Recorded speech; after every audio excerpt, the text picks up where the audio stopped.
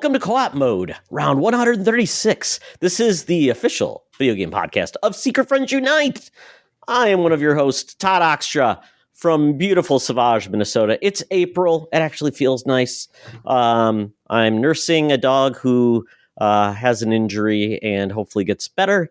And man, I've never been traumatized by a dog giving me looks like, "Dad, why are you doing this to me? You've reduced me." Oh, it's the worst. And but I think I've fixed his trauma, and I think he's going to be okay.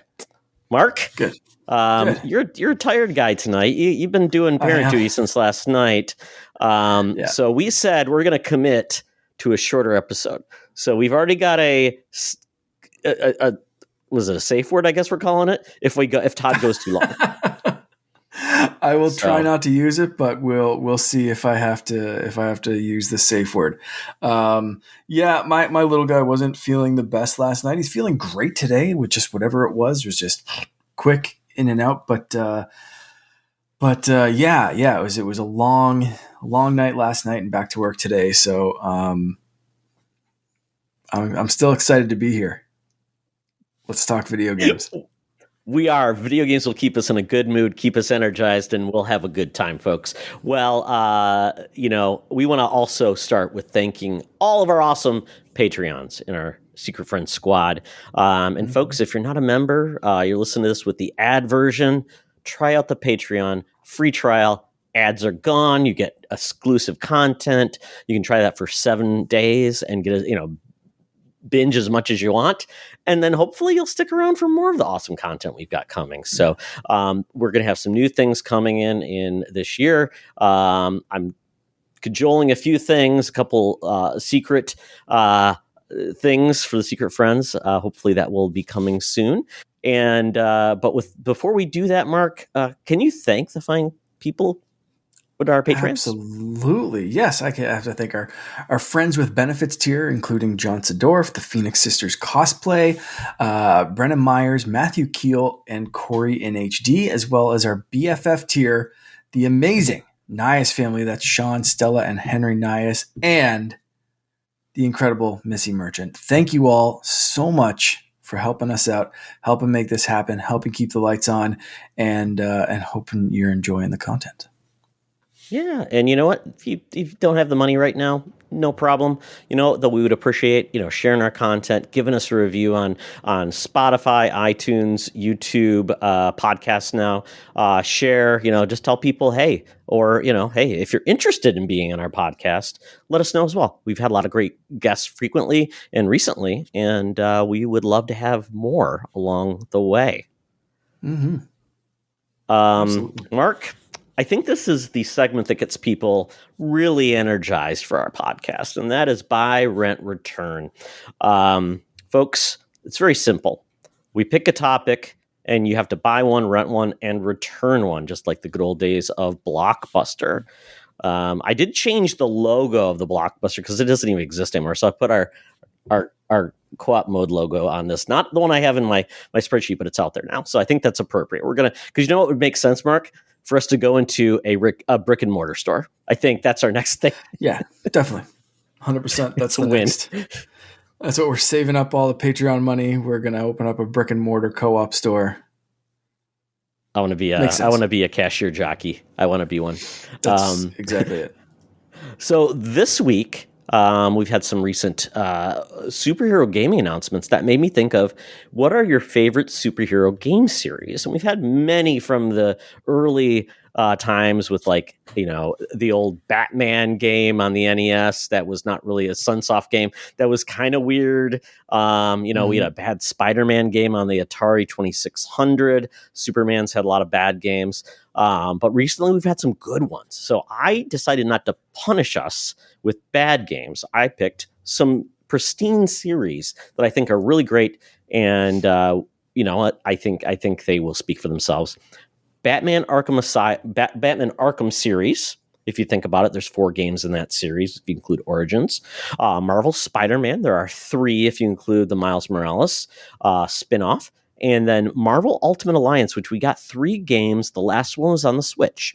That was primarily on the 360 era. I think you can get the first 2 games on Xbox One and PS4. I think they re-released them, I believe, and kind of did a minor coat of paint on, but not much. So those are the series, Mark. So most of these are recent. Like these are like PS3, PS4, Xbox One, 360 era. And so with that, let's check in with our Patreon members and our community members to see what they said. We have a rare write-in from a special someone who doesn't play video games. So I'm very curious. Do you want to take those two, and then I'll take the other two? You start with Sure. with that special guest. Yeah, the special guest is Charlie Carden, or C3 Carpenter on Threads and Instagram. You may know him as my co-host on SFU and Mark's co-host on Holocron Chronicles. He said that Ultimate Alliance is one I've actually played on the old Wii. Leave it to Charlie to play probably the worst version of that game. But, kudos to him. Because that was more than just Legos battling. I'm giving him props for it. Yeah, exactly. Now Charlie's relegated. No, he didn't return. That's it. It's just a statement. I have played. Charlie's in a video game podcast. That's the greatest for me. So, and Charlie has basically relegated himself. It's not a Lego game. He will watch the cutscenes if it's tied to Star Wars or Star Trek video game or a superhero series. So kudos to him. Edward Varnell says, buy Spider-Man 2, rent Batman Arkham, and return Ultimate Alliance. And that's a hard one for Ed because with the Switch having the most recent one exclusive, I'm surprised he took that path because he typically sticks with Nintendo and finds the fun where others find the folly, I would say, with Edward. Yeah, that's fair. And these are all great series. So it's gonna this is, just choosing the best of the best kind of thing. Like these are really three tough choices. You've done a great job here, Todd. I'm going to read these in reverse order because I'm basically going to steal one of the answers here.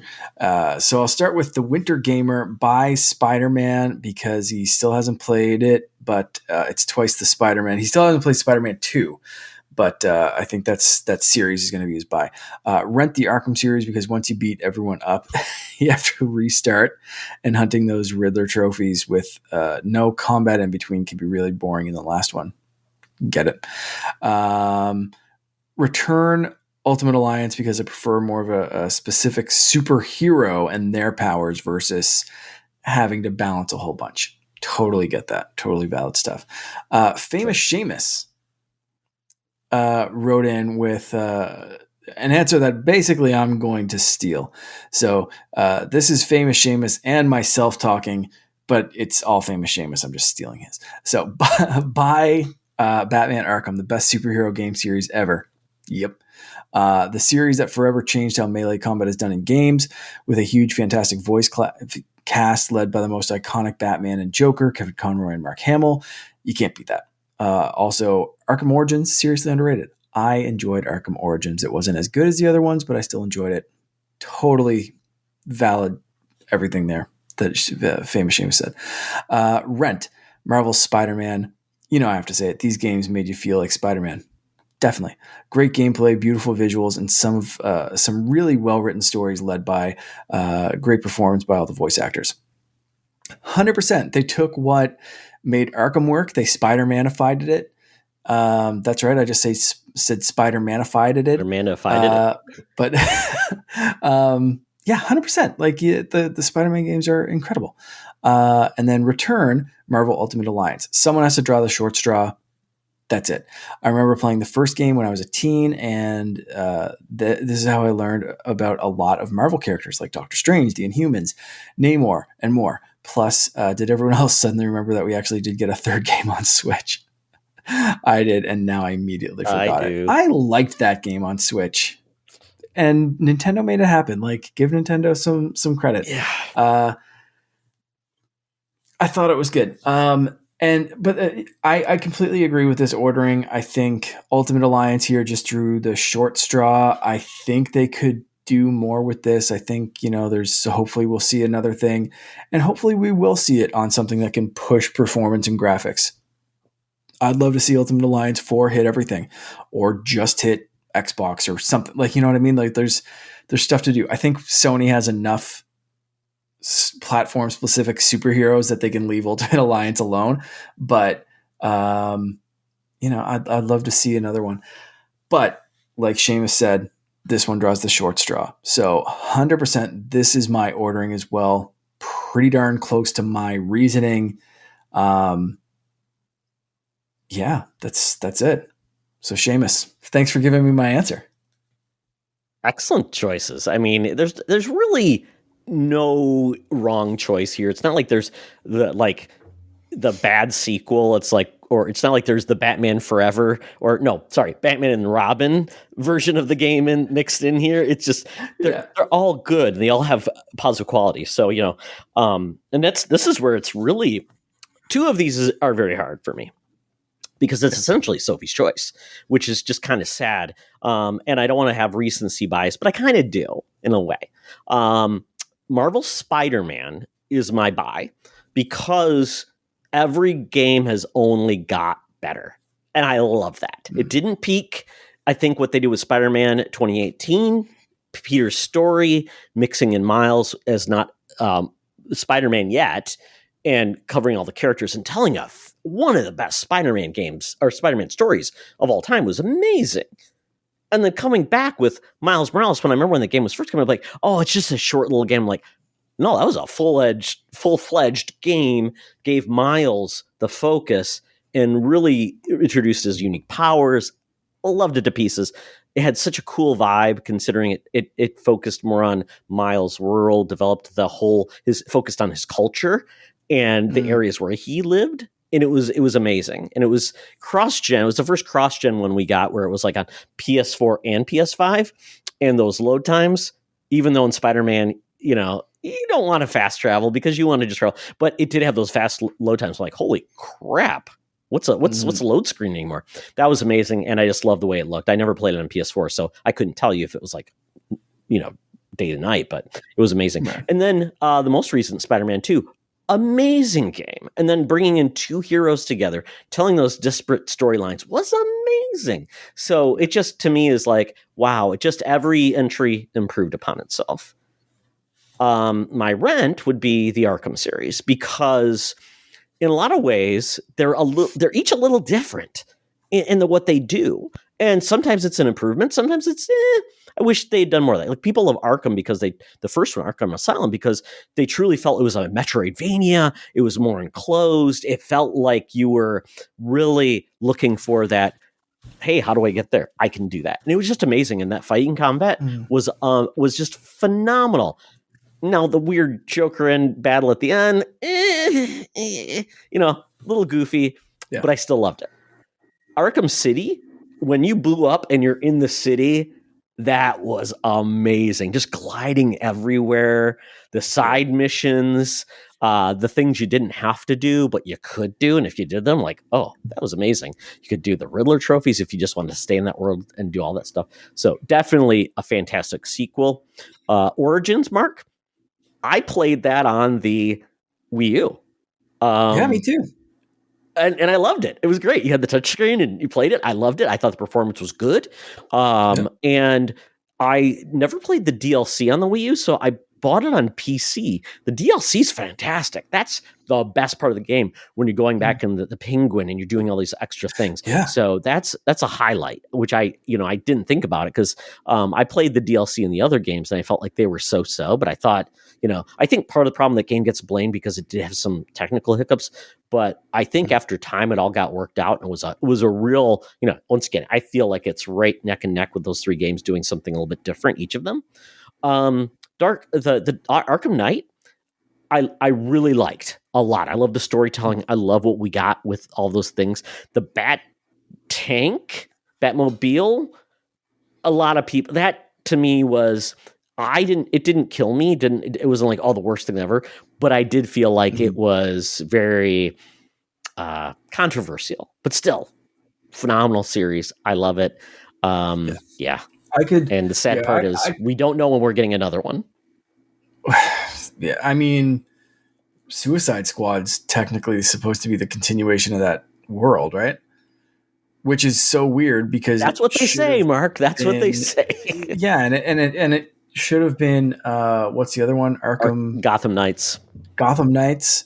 Like that seems Yeah. more like a spiritual successor, but they were like, no, there's a Should have different been. universe, and the Suicide Squad's in this universe, but like really that's the legacy that we're leaving this series on? Like, no.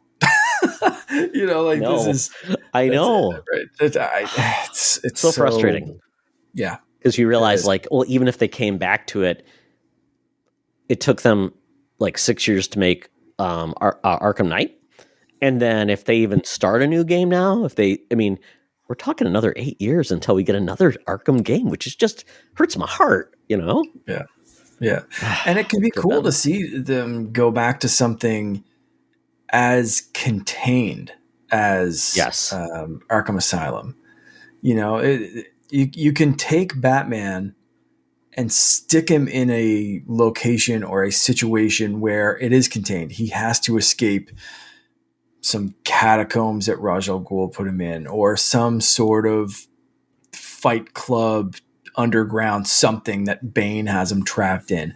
Like there are so many things that you could write a Batman story around that does put him back in a contained environment that again does have some Metroidvania stuff, does have more of a just fitted story that has stuff in that's not as broad as a city or a full island or whatever, but distills down of a specific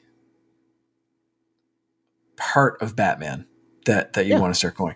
But it's going to be tough to top this because like Seamus said, for me, when I read Batman comics, those are the voice actors that I hear in my brain. Is Mark Hamill and Kevin Conroy, and with Kevin Conroy's passing, like that's done. So, and it's tough to replace. You could replace them with the best people, but they don't have the lineage of Batman the animated series behind them, which is what I grew up with. And then seeing this mature take on these characters, but with those same voice actors taking it to a different level. It was just such a perfect game with perfect casting at a Yeah. perfect time. And you cannot, in my opinion, recapture that because you don't have that kind of history and that kind of lineage of these people working together and building off of each other and that familiarity with a new spin on it. It's just such a perfect storm that it's like, whew, man, you did like, I don't know if you can capture that kind of lightning in a bottle again. The answer, Mark, is Batman Beyond. Yeah, I think that maybe. works because you could have somebody else come in as like an aging Bruce Wayne if you wanted to. There's other good voice actors out there where you could say at least, okay. But yeah, I totally get it. I mean, yeah, Kevin Conroy, we miss you. And, this generation needs a Kevin Conroy to kind of come over and take that role over and make it his own. We'll see how that goes. Lastly, Return, Marvel Ultimate Alliance. First two games are amazing. I love them. They incorporate a lot of like the Ultimate Comic storylines. Those teaming up all those characters and what they did with the second game with having like those combination abilities, playing it online with others. The multiplayer aspect was amazing. I remember Sean Nias, he loved these series and we played it together and we just had a blast. It was so much fun. They had DLC and they were great and it was fun and you could just play with whatever you wanted to. The third entry, the Switch, and I'm assuming that's the only reason it got made was because Nintendo was like, we'll publish it, we'll pony up money with Team Ninja. I can't remember who made the first two games. That was an Activision published game. I can't remember who actually developed it, but they went with Team Ninja, I believe, Bandai Namco or some other team. And I loved the character designs. I think it's one of the better looking character design games. I just think it struggled with the Switch. Like I'd have camera issues. And I think I wish the hardware was stronger for it. Maybe we'll get a updated version on Switch 2 or whatever we're going to call it. Maybe a super virtual boy, maybe. But I think it struggled also with the fact, Mark, it did my like cardinal sin of all of your heroes didn't level up as you played. And I hated that. Because it's like, if you want to try somebody else, then like they start at 0 or 1. And it's like, I'm not going to play this 18 times to level up everybody. So I felt like it was really disheartening. Like, oh, I got a roster I like that are powerful enough. But if I want to bring in my new favorite hero, I'm going to grind. That wasn't satisfying to me.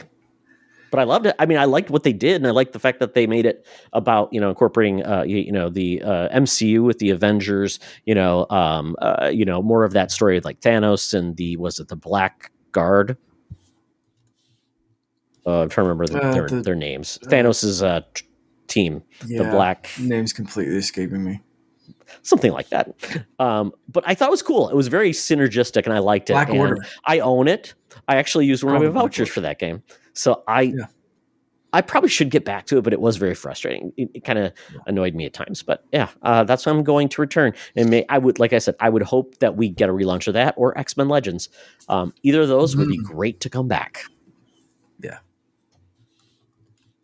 Well, very good. Thanks for the discussion, all. Appreciate your comments. But now we got to talk about what we've been gaming. Mark, oh my goodness. Yeah.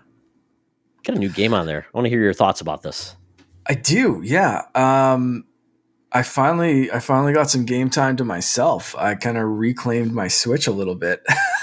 This is one I've been waiting to play, and the biggest hiccup for me, the biggest holding point for me in getting this game was deciding which platform to get it on.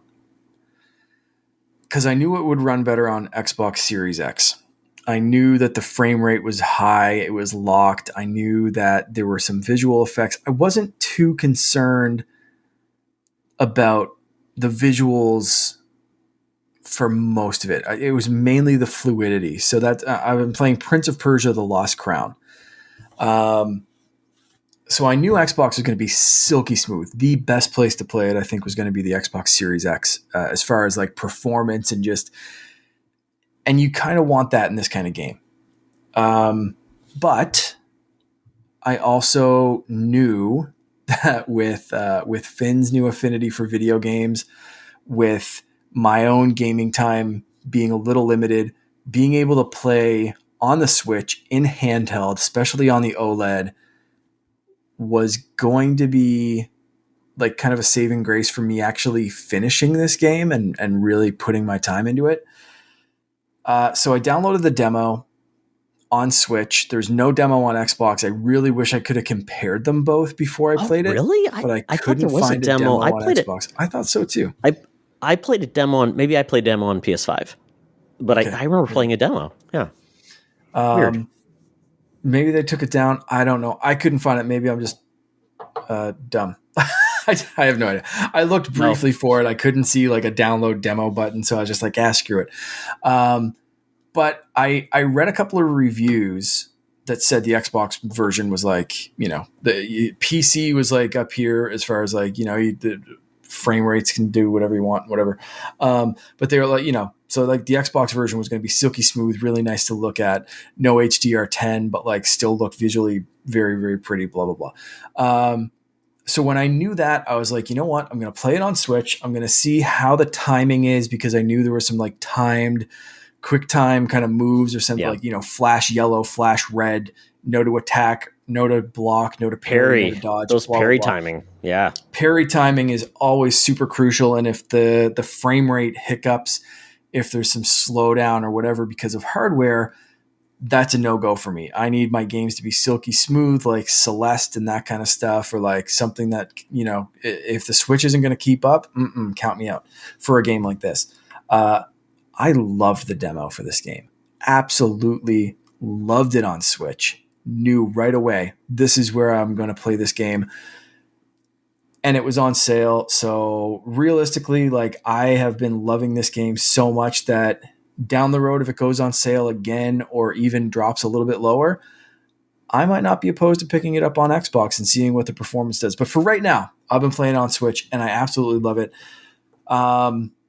This is kind of a reimagining, I guess, of the series. You're part of this team of immortals. That's what they call themselves. I don't think they actually are immortal, but some stuff they're like a happens that team of maybe heroes, they are. almost like demigods. Yeah. Yeah.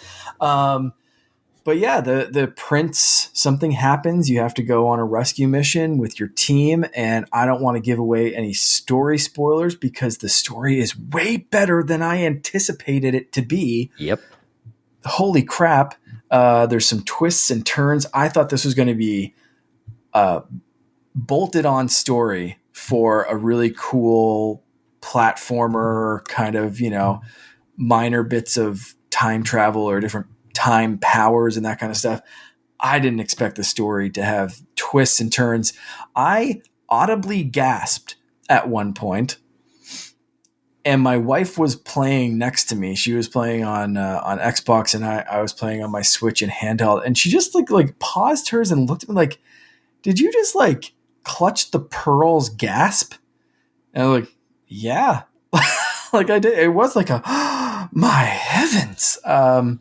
But it is like that kind of surprise, and maybe it's not like the most surprising story ever, but I didn't expect it from this game for some stupid reason. I just expected, like I said, a very straightforward, the prince is in another castle, keep going. Oh, the bad guys took him to the next level. I guess you'll have to figure out how to platform your way up there and fight some zombies and snakes or whatever. I straight up, that's what I anticipated for this. I expected some cool movement, some cool puzzle solving, a little bit of combat, some parrying and dodging and whatever. But like, I'm in the story now and I'm loving it. It's so good. But like I said, And what was that? I was going to say, did you see all of the roadmap content they're going to give away for free in this game too? Yeah. That's impressive. Super good time to invest. It's 40% off. I think that sale's still going on. Hopefully it is by the time you listen. This is not an April Fool's joke. Go check this game out. It is amazing. I am sad that I've skipped this one up until this point, but 40% off is 40% off, and that's great. Holy crap, though. It is so good. And I am very It's longer than you'll expect, though, Mark. That's what I will say. It is a very long game. So you'll get your fill of content. I'm probably about, I'm going to guess 8 to 9 hours into it at this point. And it's probably about 25 plus. Yeah, I was just going to say it there's a big twist that just happened not that long ago that I'm like, like you play for a bunch of hours before you even realize what's really going on in the story. It is impressive. And like you said, there's a roadmap. March, like this month, there's the Warriors Path DLC, spring of 24. At some point, there's a boss attack mode. Summer, Divine Trials. What was that? New outfits. Oh yeah, new outfits and stuff coming along with each of these. But like the main bits are and then permadeath mode. That's going to be pretty. I think that's out now. What? Isn't it? That might be out now because it's not hard enough. Yeah. Like it's people are going to do that though. Like this is one of those kind of games that that it's reminding me of Celeste because I could probably have turned down the difficulty at a couple of points in this game, but I've chosen not to because for whatever reason, it's really clicking for me. It's really got those kind of Celeste claws dug into me where I'm like, no, I can get that this time. No, I can do that this time. The difficulty modifiers, Mark, in this are excellent, which I love. The fact that they like, if you don't like platforming, but you like the boss thing, there'll be a portal, so it goes one side to the other side, which I'm like, that's cool. Yeah. I like that. Yeah, it's really well thought out, really accessible. I'm just kind of playing on one of the basic difficulty settings, one of the normal kind of like just, pick them and go. And the challenge is great. and it's very rewarding because, like I said, it's got that Celeste kind of vibe of like, now one more time, I can do this. I can do this. And it's from platforming to bosses to whatever. It's so good. So I can't wait to put more time into this game. Um, I know what you mean, man. It's going to be really cool. That you'll love it. I enjoyed it. It's one of my favorite games of this year. So yeah. Well, we'll see. We'll see how you do, and then the story mode content is coming out as well. So I think that's pay though. So I guess we'll see. Mm-hmm. I can talk about the last game. I've been just playing a little bit of Teenage Mutant Ninja Turtles, Shredder's Revenge on Switch. My son found a few of my old Ninja Turtle toys. We showed him some of like more simple cartoons, and he is loving Ninja Turtles, all things Ninja Turtles. He wants to play the game with both my wife and I. Luckily, it is multiplayer game, and I got the DLC now.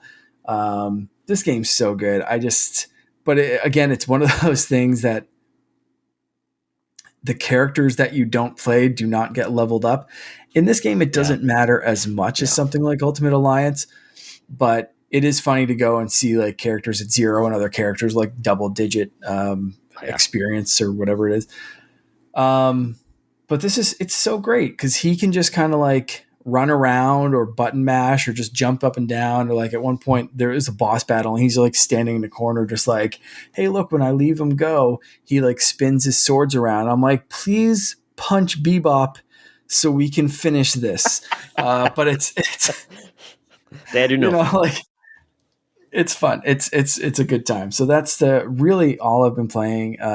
He's also been playing Yoshi Crafted World and very much enjoying that. Very colorful. Some of the co-op mode stuff in that game is like, why would you do that? Like there's one thing where if you accidentally jump on the Yoshi, they can steal all your eggs. And he's really bad for stealing all my eggs. But then when he gets the eggs, he doesn't like shooting them. So I'm like, please shoot the thing so we can just 100% this level. They're like, hey, look, there's a flower. We got to collect all the flowers. There's a flower right there. Can you shoot it? Because you just stole all my eggs. And he's like, no, I don't want to get rid of any of my eggs. And I'm like, please just give me one egg then. And he's like, no, this is my egg. And it's just it's the definition of playing with a 3-year-old. And I just have to accept that and move on and not 100% each level as I go through them. And that's something I got to deal with. So then I wait till he's gone to bed and I go stab things in Prince of Persia. So that's been my gaming experience amazing. the last couple of weeks. I was going to say Shredder's Revenge. It's free on Netflix, the whole game. Yeah. If you have through your App Store, which is great if you play it there. I'm not sure if it's on Apple Arcade, but I played it with my GameSir, and it's amazing. You can still get the Netflix I love games that. On you can get the Netflix on iOS now. On iOS, yeah. Oh, that's amazing. Because they've got some great ones. And I know there's a few that came recently that are pretty high profile, which is great. And you got a kid, and they play locally. They're not just streaming, which is great too. Yeah, that's really cool. There is a Ninja Turtle game on Apple Arcade, and I can't remember what it's called. That one's like the roguelite, or it's like that one's a different version, which I thought was interesting. Mm-hmm. And it reminds me of Ultimate Alliance, actually, with that kind of like isometric view and that kind of stuff. Can't remember what that's called. That's been out for a while. Anyway, what have you been playing? Has he seen Mutant Mayhem, or have you watched it yet? He didn't really have an interest in that. We watched something on Paramount Plus. It was very kiddie focused. It was like the turtles go back in time to like dinosaur times. It was very, very aimed at his age group, right? Like I think Mutant Mayhem's a little bit older, a little bit more like dirty, grungy kind of like animation style and that kind of thing. And it wasn't something that caught him right away. So I'm starting him slow. He watched that one, and then he just saw a clip from one of the shows. But I was really into that clip because it was they like went through a portal or something like that and went back to like the old 80s, 90s Ninja. Yeah. It was like a There was a crossover crossover. I kind of remember it had thing. like different Yeah. animation styles, right? Yeah, that was Yeah. cool. They Yeah. even jumped Yeah. into the comic books and stuff. He Yeah. was just like, he was scrolling through YouTube and he wanted to watch a few like Nintendo videos and stuff. And then he saw this one. He's like, oh, there's Ninja Turtles. And I was like, let's check this out because it looks like a cool crossover. So he's slowly getting up there. But for right now, it's like the really, really kiddie focused Ninja Turtle stuff. Okay. Well, it'll grow with them because the Logan was the same way.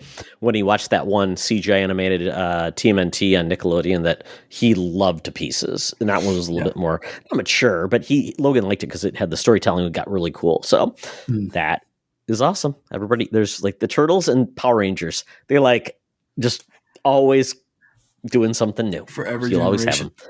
them. Yeah, exactly. So for myself, I finally finished Banishers, which if you look behind me, those are the two main characters. Great game. I've talked about it before, but really is a game where I think, and the developers of it don't not is amazing. They've done a lot of cool like character building games, and I'm so glad to hear the company said it's done well, which I was worried because this year there's been so many games that it could get obscured. And it's a game where I feel like if you like mystery solving and the supernatural, you'll love this game. The combat is okay. That's not where you come to this game for. It's basically you find out someone's being haunted and you don't know why. And it's really to discover why they're being haunted and how it comes together, investigating and uncovering. And there's a main quest, which you could straight line, but it's still a long game, like 20, I think it was 28 hours for me to finish it, but I could play it for another 15 doing more haunting missions if I wanted to. I will say you don't come for the combat, but the combat's pretty good. I think that's something that I would have wanted more variety in the combat. There's a skill tree, but I felt at times I'm like I couldn't unlock things and I didn't feel like the reward was enough. But I did like the fact that you could trade off between the two characters and do combat, which I really enjoyed. And you could reduce difficulty as you needed to. If you just wanted the story, you could do it that way. So great game. I would love to see them do more with this. I just don't know how they will, at least with these characters. But it would be cool if they did. But I love the storytelling. It's beautiful relationship storytelling. So I think if you had somebody like you say, hey, I want to show you a quality story that's super. Like my wife was just interested in the story and she watched it. So that's kudos to her that this happened. So and I think this game came out in February. So I'm assuming you'll be able to get in a deal soon. Maybe wait for that, but definitely worth it. Or I wish it would just come to Game Pass or PS Plus. Yeah, it seems like one of those kind of games, which is weird to say, but it's one of those games like you said you're scared people would or have missed this or would pass it over.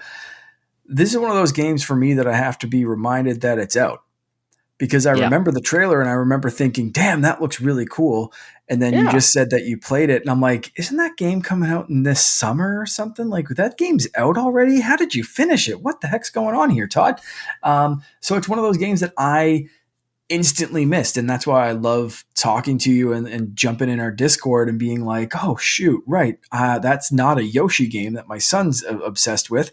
This is a mature game that is out right now. And I have lost track of time yet again. So, that's awesome. I gotta check this one out.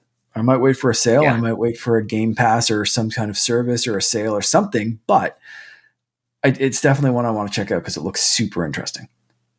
And I will say there's essentially a path you go down, and it is a game with choices, and they do impact the ending. So I went down one path. It's kind of like Paragon versus a Renegade in Mass Effect. It kind of has that resonance because the decisions you make will choose the path for someone. So I may just watch the YouTube version of like the other version because I think that could be really cool to see how it impacted the gameplay. What did it mean for the game? So it's I love those. I love those games where they make you make choices and you don't always know how it's going to pan out. So yeah, check out Banishers. I love that. Sometimes I get paralyzed by that though. Especially if it happens early on and I'm like, if this was the wrong decision, do I have to play another 40 hours of this game? And do I like the game enough to play another 40 hours of this game just to see a mildly different ending or a couple of slightly changed things, or even if everything changes and then it's like, oh shit, this is basically 2 games and this is a fork in the road at 3 hours in that will affect the next 50 hours of gameplay. And it's like, oh, I am instantly paralyzed. Great. Thank you. That's something, but it's good to hear that, you can just make the choice and go. And, yeah, I'm always curious with how those ones end up. Well, I will say there's no like at the beginning you kind of have to take a path.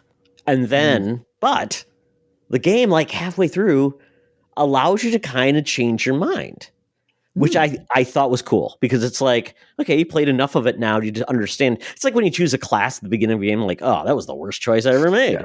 And then it's like, it's too late. But this is good. I like the fact that it allowed you to do that. But then I kind of came from the game. Now, I would say if you are like, do you really get into the game? And like, would you play it as like you are that person? Or you're like, hey, I always want to play the game as a good guy and that's what I'm going to do. That's kind of what I did. But I put myself, if I put myself in the guy's position, I probably would have made a completely different choice, which I liked. Interesting. Yes. Yeah. Exactly. Yeah. So I would say watch a trailer for this game if you are curious to see what it's all about. And I think that will either say it's for me or it's not. But there is hitting things and smashing zombies and things like that, which may make it worth your while. So that's a recent game I beat, which is great. The game I played, there's a couple, there's one demo out that I did play. I wanted to play another demo, which is Sandland, which looks really cool. It's an Akira Toriyama based game. He just passed away, one of the creators of Dragon Ball Z. And this is a new series. There's an anime for it. Looks really cool. And it's action adventure. Very cool. I didn't play that yet, but I probably will because that game comes out in April. But another demo that came out for a game that's coming out in April is a PlayStation exclusive. It's a Korean game, and it's called Stellar Blade. And it's funny because I've talked to other people, and they've dubbed this game Stellar Boobs or Bosom Blade.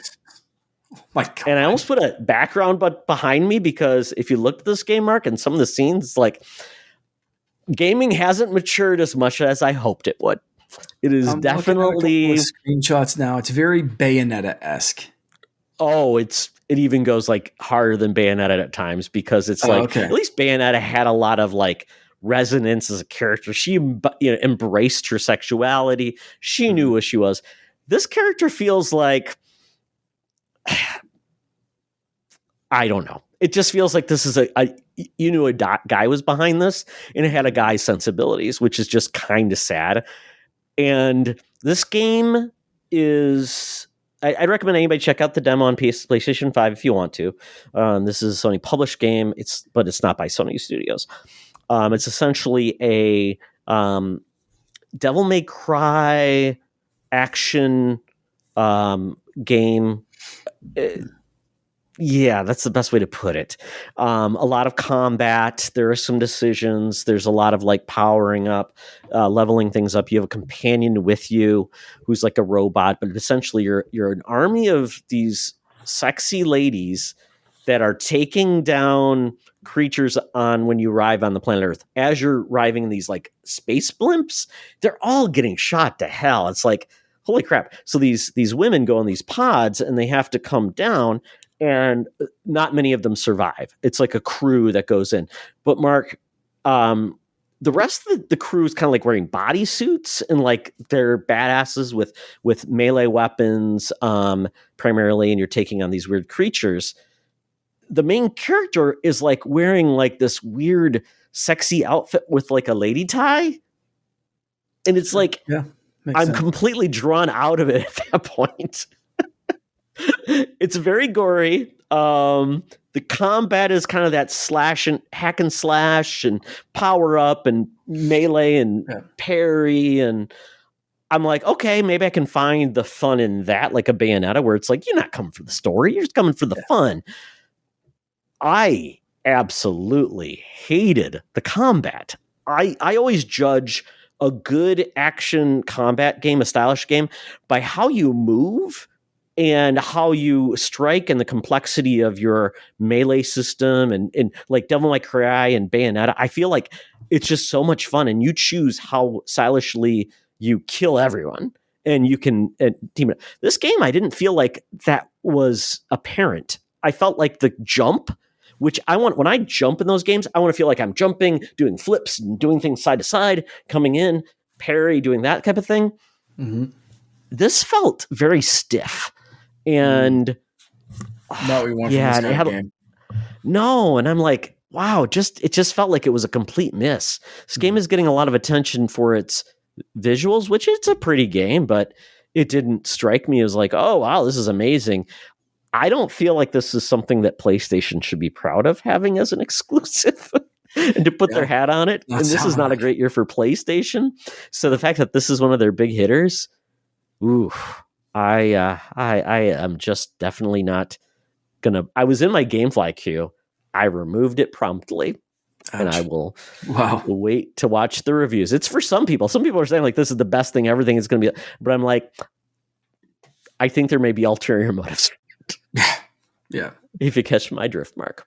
There you go. And then I'm going to continue the unfortunate, not so enthusiastic train on Dragon's Dogma 2.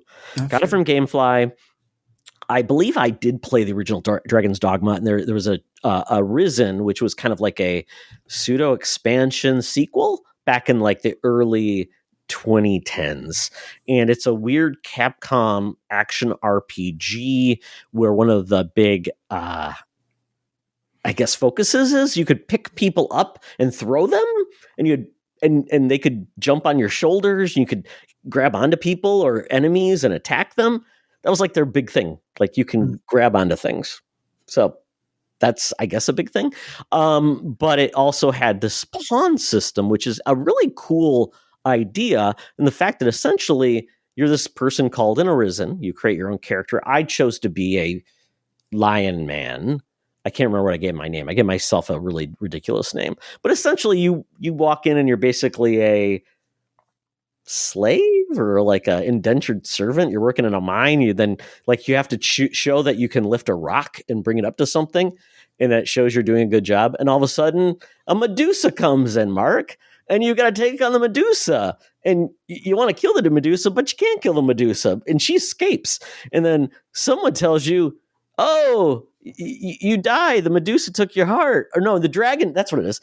I'm getting my mythology messed up because it's such an intricate story, Mark, that all of a sudden a dragon shows up and he goes into your heart, pulls out your heart and looks at it and he licks it and goes, "You are the Risen now," and he flies away.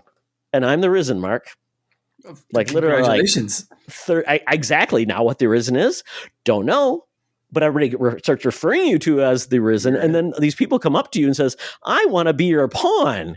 I have nothing more in my life but to be your pawn because you're the Arisen." I'm like, great. Yeah. What are we doing? I don't know. Let's go to a village. We're at a village, Mark. I've got a pawn now, and I've ran into some goblins, and these goblins are little jerk-offs that come up and just jump at you. You got to take them on. The action combat is decent, and the pawns are basically different, like character classes, like a magic user, an archer, a thief, and I was basically a warrior. So you do have that, but it says don't worry about your class. You can change it later. But I love the one comment they make. Basically, don't trust autosaves. That's what the game tells you. Like autosaves may not work, so you better save the game. I know it's so weird. I'm make them work. I know. So I'm like, shit. Now I'm afraid. now I'm feared for my save state, Mark. Like I'm going to end up at a boss, and it's like, oh, go back 5 hours because you didn't save. I'm like, oh my gosh, good. So, and then you can get more pawns. So I think I had 3 pawns. You can always have at a time, and they will just go get stuff for you, which is kind of nice. Like, oh, we'll go get the chest for you. Great. Awesome. But one of my pet peeves, the character, even though you select when you're doing the character selection, you can pick a voice. You do not have a voice in this game. You do not comment. You don't talk at all. They're basically talking at you. And there's really no decisions to be had. You just select missions and go after them. There's like no like complexity. It's not really like a role-playing game. It's only role-playing game the fact that you're editing up your character, but it's not like you're making decisions and the world's impacted. It's not one of those games. But the big thing about this game, it is about immersive gameplay. It's essentially, you can ride a griffin, and that griffin could be like shot down from the sky, and you could end up falling and dying. And that's the way it works. Or you're on a trolley with all your whole crew, same thing, gets shot down, you fall down, you might survive, and maybe your pawns died. So that's kind of cool. And there was somebody did took a clip online of like a big troll, I guess. I don't know what it was, maybe a golem or something really huge. And there was like a gorge. And out of the blue, you end up like distracting the goblin. You hit it really once, and it falls over the gorge. And you essentially have a way to pass, like just to cross it, like a bridge. That's hilarious. And then if you want to screw people, you hit the goblin or the thing, the big monster, and then he falls in the gorge so that they can't cross. So it's moments like that. Okay. Yeah. That's really what this game is all about. It's the emergent gameplay. So despite every kind of thing I've said, the story ain't great. It's kind of wooden, kind of looks like a early PS4 game. Yeah. I don't think people are coming to the yard for that. I think they're coming for more like, hey, I can just have a kick-ass time killing things and something weird and wacky may happen and enjoy. So, but I'm going to give it another try. I did put this out on threads of like, when do you know a game isn't for you? And somebody put out a point out like, find out how long the game typically is and like how long to beat and do like 10%. I'm like, you know what? That's not a bad, like somebody said this is like a 40-hour game. Play 4 hours. I'm like, okay, I'll play another 2 hours. It seems like that's a pretty common, like I'm looking at like the Steam review is like 6 out of 10. The Google review thing, whatever it is, like 58% of people liked this game. Like it seems very just kind of like middling. Either I totally got it, bought into this idea, or like I have tried this for a couple of hours and I'm ready to dip. I see what you're doing, but nah, not for me. Like it seems like that's from a very, very quick perusal. It seems like you're right on with how a lot of people are feeling about this.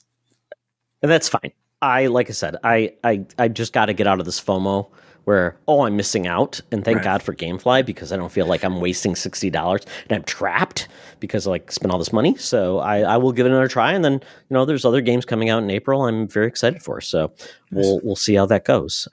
So that's what I've been gaming, folks. So hopefully if you have thoughts on any of those games, let me know. But if this doesn't work, I'll get back to Cyberpunk because that's a game I really love. There you go.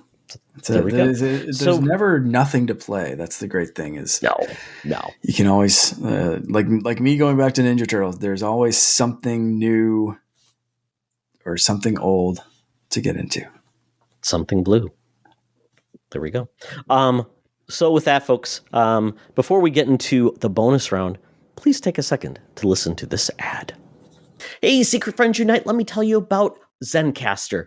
We use them for our show, and now they're supporting us. Zencastr is now the all-in-one solution making podcasting easy. It's the ultimate web-based podcasting solution. Provides high-quality audio and video podcast production and hosting. With a full suite of professional tools, podcasters can seamlessly record, produce, and publish studio-quality content, all from one dashboard. Being a creator has never been easier. And we chose Zencastr because of the ease of use, high quality output, and it makes it super easy for our guests to come on. We had multiple solutions we tried before, and Zencastr has just been the best fit for us. Why Zencastr? It's now super easy to record a podcast with Zencastr. Log in using your browser and start recording a high-quality podcast right away. Record studio-quality sounds and up to 4K video with your guests. Feel a sense of zen knowing Zencastr's multi-layered backups ensure you always have your recordings in the highest quality, even if the connection is unstable. Have you ever worried what you sound like? Zencastr's post-production process makes you sound buttery smooth. It automatically removes those ums and ahs in your recording. It removes those awkward pauses in conversation too. Set the right podcast loudness and levels while reducing background noise with the click of a button. So if you're interested in making an easy, high quality podcast just with the click of a browser button? Go to Zencastr.com/pricing and use my code SFU1. You'll get 30% off your first month of any Zencastr paid plan. I want you to have the same easy experiences I do for all my podcasting and content needs. It's time to share your story. Now back to the show. All right, it's time for the bonus round. Woo. And Mark, this is going to be like a two-headed beast because I think we're going to do something really quick because we are recording on April Fool's Day. It's the day you do not want to have real news come out because no one will believe you. Yep.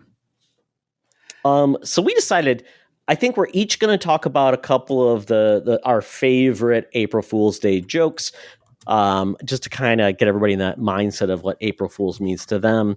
And we're much more savvy than we were back in the good old days of the early internet. So, because now it's like, people know and they can smell it a mile away. So, Mark, starting with yourself, do you have a favorite April Fool's gaming event or news story? Not from ever. Like this can go back. Any even if it was this year or another year. Yeah, I've got to give it to IGN's live action Zelda trailer from years ago. That one just stands out as an all-time great. They thought about that for a long ass time. That took foresight. That took a lot of production value. Like it looked good. You kind of like started to pick up the like this is probably, funky, but like you stuck around the whole time because you were like, damn, they really like put some stuff into this. So that one, absolutely all-time great, like Hall of Fame going hard for Valentine's or for April Fool's Day. I love that one. Yeah, that one's a really good one. This year actually had one of my favorites, so I'll share this one. CD Projekt Red put out Cyberpunk 2077 is getting a limited time floppy edition that comes with 97,619 3.5-inch diskettes. I love that. Yeah, I love it. Of course. Is that the math that it would take to actually fit that game? Because that is great. If that's actually like what it would like. Did someone do the math on that one? They had to, Mark. I mean, and at that point, it's like, I don't even know how to imagine what 97,000 is. That like 18 pallets? I mean, they're huge. But that's a lot. I mean, that's a lot of weight. Yeah. And just imagine if one of the discs was damaged. Like you're on disc 14,000 of the 97,000. What do you do? That's it. That's and if the game needs to be patched, Mark, do they send you like another 800 discs? That's exactly right. Yeah, that's it. You do not want to see some of the bigger DLC packs. No, that is an all-time great for sure. That's a good one. That's a good one, especially if someone actually did the math. And I'd love to double check that. Like, what is the install? What is the total like capacity of a 3.5 inch disc? 1.44 megabytes. Okay. And what's the install? 70 gigabytes, I think. Probably a safe bet. Yeah, sure. I don't think they specifically said it, but I can see. Look at that. Like, and I'm assuming that's just the base game. Install size Cyberpunk. We're doing math on the fly, folks. Yeah. This is exciting. If you're at home, break out your slide rules and have a good time.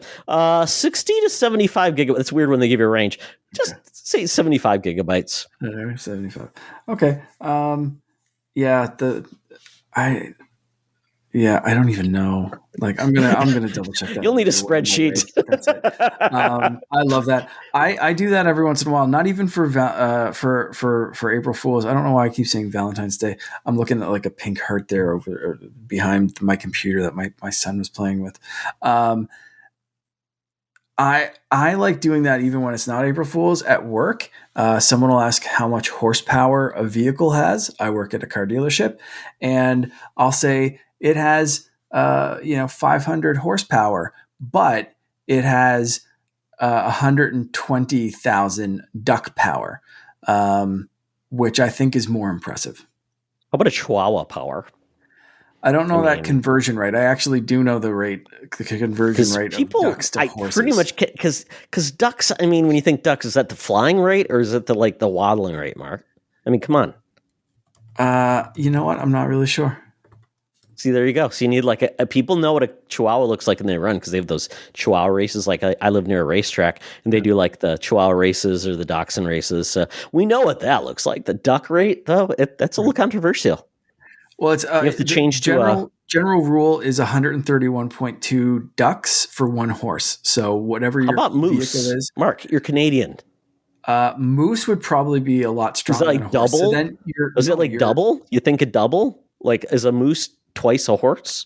Oh, I'd say easy. Yeah, moose are Okay. terrifying. They're amazing, but Okay. they're just tanks. They're walking friggin' tanks, but on tree trunk legs. So that one's not as impressive because like you want your horsepower It's going to be lower, higher, yeah. right? So like you take a 500 horsepower Mustang, and then you suddenly say like this is 250 moose power or like 100 moose power, and it's just like why you do? But you take a 500 horsepower and multiply that by 131.2 and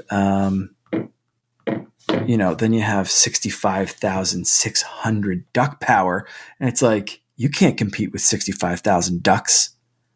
You can't do it. So there we go. I love the way your brain works. There we go. Thank you. Appreciate it. I was going to give you another one that was fun. So they had an Elden Ring expansion, and it was simply a graphic of Elden Ring expansion getting bigger. Very simple. I love it. It's like, yep, I'm in it. You know what breaks my brain though, speaking about how my brain works, is an average horse has 15 horsepower. Okay. Yeah. Let that one keep you up at night. I'm sorry for every listener that just there's 15 tiny horses inside a horse. I don't even know how it works, but an average maximum horsepower is about like 15 horsepowers. Is a donkey like half a horse? Because I don't understand ass power. You could do ass power, Mark, and then just a donkey is an S. Yeah. So there you go. It's things are confusing and nothing makes sense, and we make up everything. So there we go. What is it? You could do like come up with an acronym for it, so they think it's real. Yeah, and you don't have to tell them it's duck power. You could just say it's like a DPH, ducks per mile, DPM, DPK, because ducks per kilometer. Yeah, you got to do that conversion too for the Canadian ducks. I wonder what goose power. Goose power definitely be like. Probably that's true. Triple a duck. Gotta be double. Yeah. And ducks are meaner, so they're kind of a little bit more adrenaline. Ducks are meaner than geese? No, that's what I meant. Geese are meaner. Yeah. I was gonna say, and they'll bite you. Goose? They hiss. They're horrible like swans. I mean, beautiful but deadly. Yeah, exactly. This video game podcast has gone off the rails completely. April Fools, everyone. You thought this was about video games? It's about play Untitled Goose Game. Play Untitled Goose Game. It's on PS Plus right now. That's what we came around to. That was our recommendation. That's what I'm going to play, Mark. I'm going to play Untitled Goose Game instead of Dragon's Dogma. I go back and play. I've played Untitled Goose Game. I always go back and play Donut County. That is like a comfort game to me. I just play that, and I'm like, I got to roll through this story. I got to enjoy the silliness. Speaking of silliness, I have to give a shout out before we move on to Virtual Boy Pro, another great IGN April Fool's thing. The Switch dock, the virtual reality set, simple, fantastic. Virtual Boy Pro, I like it. I love it. It's good stuff. Oh, by the way, Mark, there is an emulator for Virtual Boy for Quest.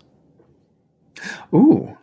Interesting. Yes, so you can actually play it in a 3D space versus 2D. Yeah, so check that out eventually. I would say for my game I go back to, and this is a sidebar, Bloodroots. If you've not played Bloodroots, it's one of the coolest fun games in the world. It's so wacky. You're like a savage pioneer man, and you're like beating up things on a barrel. You can beat them up with carrots, and it's about basically just getting through a level. So much fun, Mark. You would love it. I think it's on Switch. definitely play Okay. Bloodroots. Okay, so that is the fun part of this game. The real difficult part is the fact that we are now going to talk about what superhero games we want. Marvel 1943 got a trailer from Unreal Great Engine, trailer. their new renovation. We got Marvel Rivals. So, Mark, both these games are interesting. Marvel 1943 is kind of like your standard Sony type of, but it's not by Sony. This is a different studio Amy Hennig's doing. Yeah. And then we got Marvel Rivals, which is essentially Overwatch Marvel, which is Yeah. going to be free to play on PC, PC. coming out very soon. So, these two games kind of both came out of the blue and kind of showing their cards. And what's your thoughts on these games? I'm sad that that one's just that Rivals is just PC right now. Like it looks kind of badass. I'm not really into hero shooters, but like a Marvel hero shooter, kind of like a Marvel card game, might be the twist, might be the little thing that gets me into it. So we'll see if eventually I go the PC route or something like that, or if this comes to consoles, which I'm sure at some point it has to. It will, right? yeah. Marvel 1943, however, looks incredible. Cap, Black Panther, a third unnamed so far super soldier on the loose in 1943. This looks amazing. I can't wait. Yeah, I can't either. The way that people look, the person playing basically T'Challa's father is the actor from The Walking Dead. He plays, I can't remember his name. He's the king of the kingdom, and he's got a tiger. He's awesome, and everybody looks great. And he actually looks like Wyatt Russell, the Captain American. This kind of looks like A Wyatt little Russell. closer, Yeah. And then we've got a soldier with Cap, and then we've got I think a Dorja Malai. Basically undercover with the king. I'm thinking, Mark, the super soldier is the Red Skull. That's what I'm thinking. Red Skull could be. I mean, has he lost Bucky yet? Like he's got another soldier with him. Like this could be he lost Bucky, and there's another. They've already turned him into a soldier. Yeah. I mean, there's a Marvel comic book called, I believe, Truth, and it was about Elijah Bradley, but I believe that was a little bit later, but that would be kind of cool. Elijah If, Bradley we find out like, Vietnam kind of thing. And, it's later, and it's later, but I mean, that would be kind of cool if you found out that there was someone who came before Cap. But yeah, I think it leads me into like, Red Skull was kind of like a super soldier version that kind of failed for the Germans. So that'd be kind of cool. But interesting to see where they go and who it is and all that kind of stuff. But that game looks just absolutely incredible. Yeah, and Amy Hennig being the writer of that game, and she's behind Uncharted and Last of Us. I mean, initially just amazing. So that's awesome. So those are two of the games we're also getting. We know we're getting a Blade game. We know we're getting a Wonder Woman game in the superhero genre. I'm not aware of any other games. Wolverine, obviously, that's another one. Sorry. Yep, Iron Man. That's right. Oh my goodness. So we're getting some new games, which is great. I'm so glad we're getting them. We've had some great games in the past, but Mark, and this is probably going to be a quick segment. Maybe it's not. I don't know, depending where we go. But really quick, is there a superhero game that you want that has not been done yet, or has not been done in a while, that you would love to see? And what style would you go for? I have two. In mind right off the bat. Actually, kind of three. Because I've been getting back into Quest a little bit more, and I almost picked up the Iron Man game last week, and then I got into Prince of Persia, and I kind of I put that on to the side again.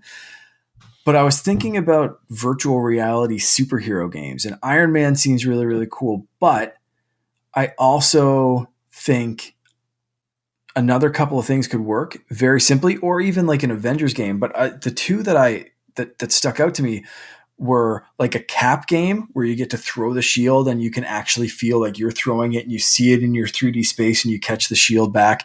You could kind of do the same thing with Thor and his hammer.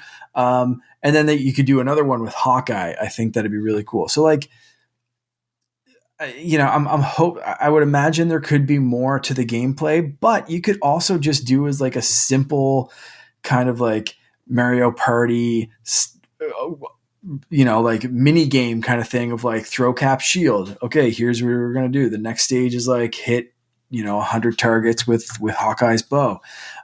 See how many things you can hit with.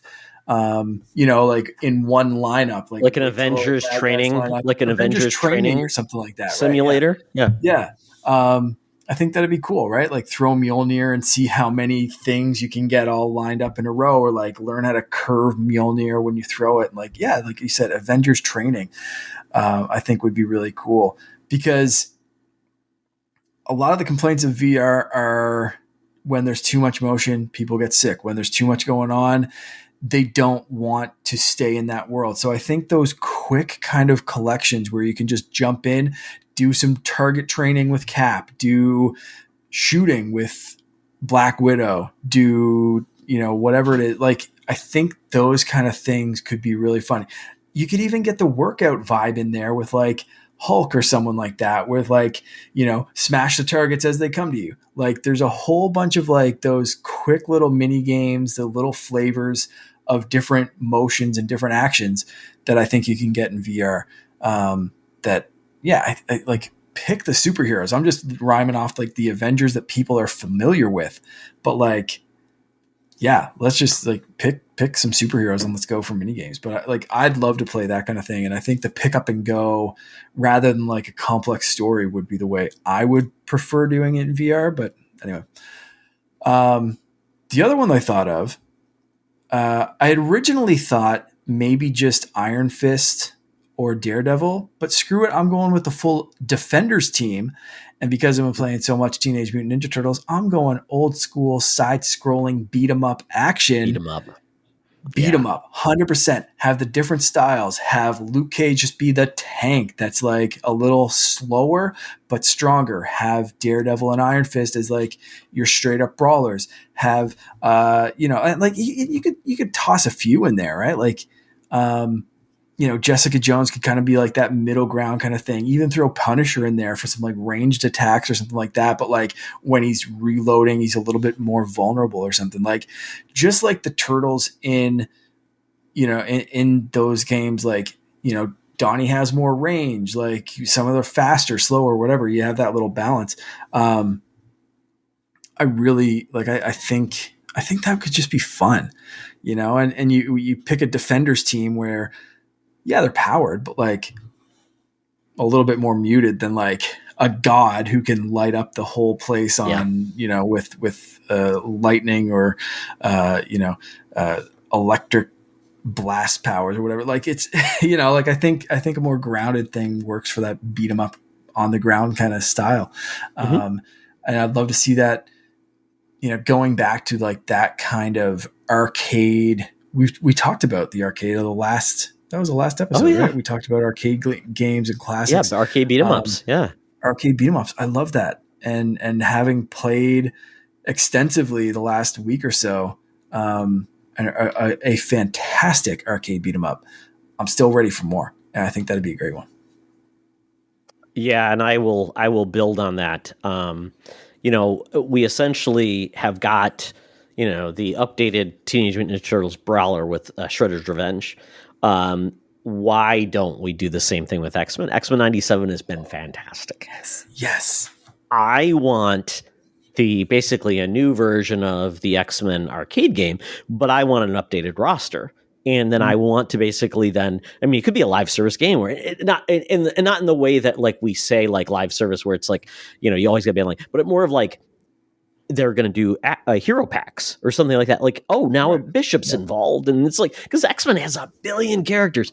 I would love that. And it's like, oh, Mr. Sinister, we're going to take on the Sugar Man. We're going to take on Apocalypse. We're going to take on Strife. I mean, I love the X-Men, folks.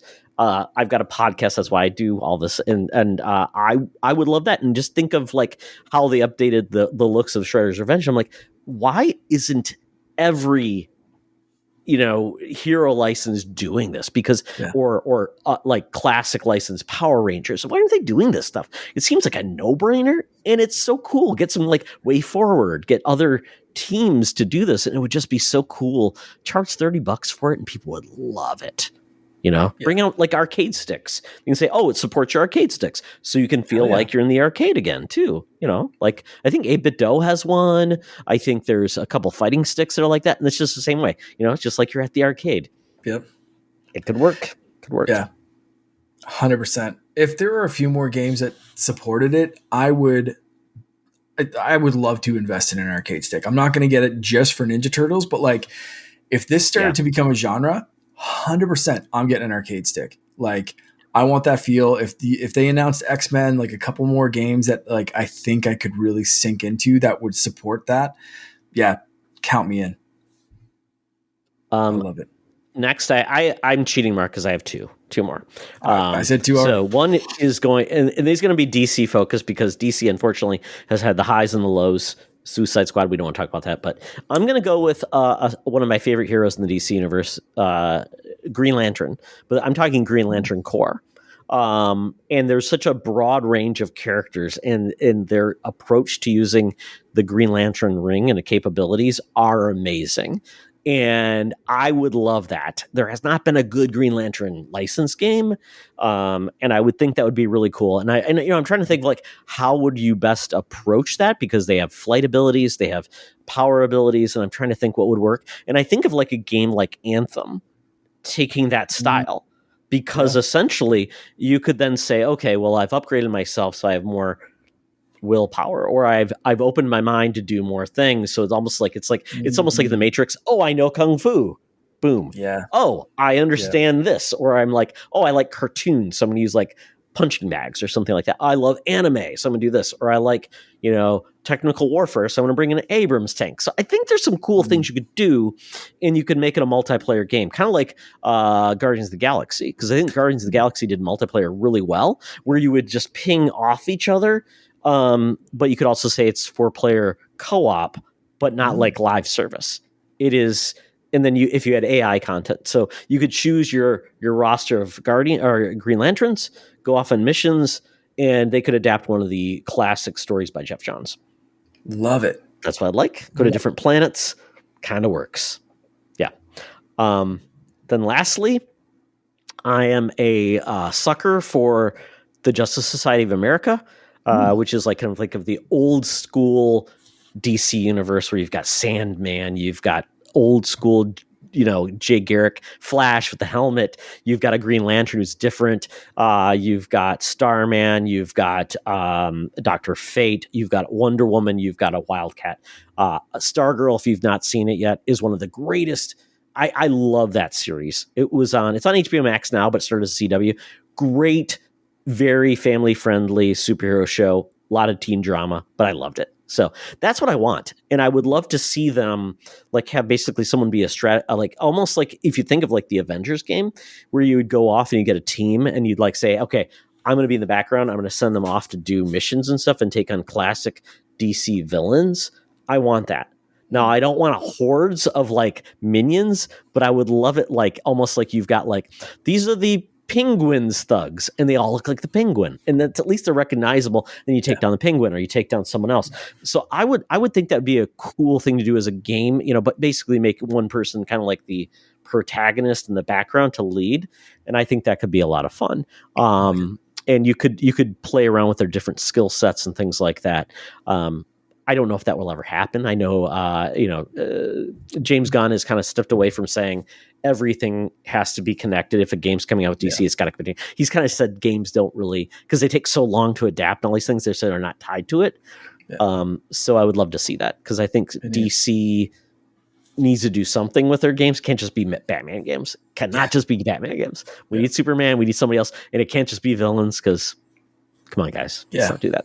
So that's where I stand. I don't know. I could have a million other ideas, Mark. And by the way, shout out to the Captain America game. Did you ever play it on the 360?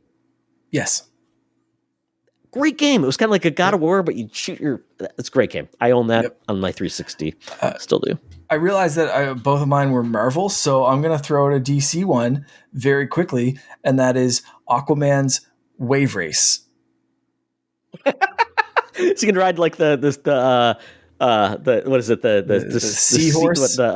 Yes, the seahorse. And different marine things Manatees as Aquaman yeah. and his narwhals. friends/enemies, very Mario Kart-esque.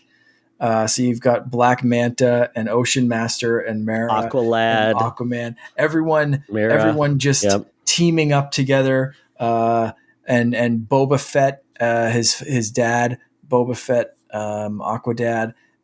Just everyone just teaming up and having a fun adventure racing around the seas like Aquaman. It's a Nintendo Switch exclusive wave race spin-off title. Hey, you get Marvel Ultimate Alliance right. Nintendo might as well go with Aquaman Wave Race Adventures. That's it. I want that. Mark, if you keep believing, the dreams will come true. Insert "Don't Stop Believing" for 15 seconds before we get sued. Oh my goodness. Yeah, gotta love it. There's gonna like an 80s theme. It's gonna be awesome. There we go. Well, folks, that is it for Co-op Mode this week. Hope you enjoyed the ride. Hope you had fun. But Mark, before we leave, tell people where they can find you. You can find me on Instagram and Threads and TikTok as either Canardian_Jedi or Canardian_Gamer, depending on which one you want to follow. I'm definitely more active on the Jedi one just because of the stuff that I've been doing lately, including 3D printing, Mandalorian armor and different things like that. But follow me everywhere. And of course, I'm always hanging around and creeping through the comments and stuff in our Discord channel. Excellent. Same with me. Primarily, you find me on Threads at Teoxtra and at Secret Friends Unite on Threads. Also at Teoxtra and Secret Friends U on Twitter. If we're still there, there's still people that are there, so I keep a presence there. So once again, check out our Discord, check out our website, and check out patreon.com/Secret Friends Unite and join us on this excellent adventure we go on every other week in the world of video games. Thank you, Mark. Thank you, folks. And remember, it's always better to game together. This podcast is part of the Secret Friends Unite podcasting network. Visit secretfriendsunite.com for more great shows, articles, news, reviews, and more. Secret Friends Unite podcasts are available on Apple, Google, Spotify, and other podcast services around the world. If you'd like to be part of the conversation, you can join us on Facebook or our new Discord server, or follow at Secret Friends U on Twitter. Please subscribe to Secret Friends Unite on YouTube and visit our merch store at tpublic.com. Just search Secret